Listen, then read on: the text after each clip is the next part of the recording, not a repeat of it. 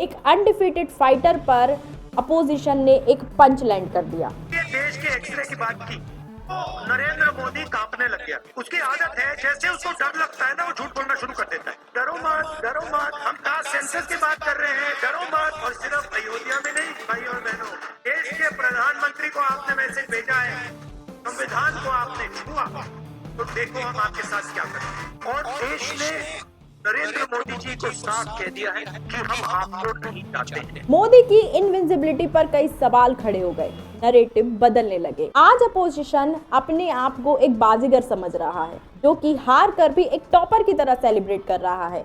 और शायद खुद मोदी, उनकी पार्टी, उनके सपोर्टर ये वंडर कर रहे हैं कि जिस ब्रांड ने इंडियन पॉलिटिक्स को 10 सालों तक डिफाइन किया, अब वो फेड हो रहा है। क्या मोदी इस सेटबैक से रिकवर कर पाएंगे? क्या मोदी अभी भी एक अनडिफीटेड फाइटर हैं, या फिर जिस पॉलिटिशियन ने इंडियन पॉलिटिक्स को रीशेप किया, ये उसके सफर के अंत की शुरुआत है? देखिए, मोदी इंडिया के सबसे हिस्टोरिकल प्राइम मिनिस्टर में से एक की तरह जाने जाएंगे। उनका जो सफर है, जो पॉलिटिकल करियर है, वो इतना ज्यादा कमाल का रहा है कि उस पर एक मूवी बन सकती है। मोदी ने महज 8 साल की उम्र में अपने बचपन से ही आरएसएस ज्वाइन कर लिया था और अपनी पूरी जवानी, अपनी पूरी यंग एज उन्होंने आरएसएस के सेवक के रूप में बिताई है।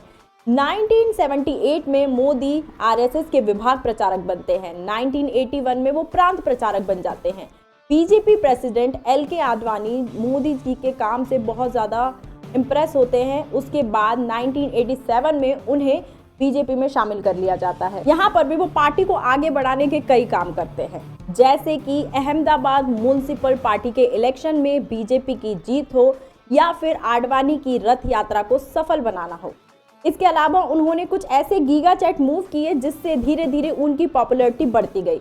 जैसे एक बार उन्हें कश्मीरी आतंकवादियों ने ललकारा था, तो उसका जवाब कुछ ऐसे अंदाज में उन्होंने दिया था।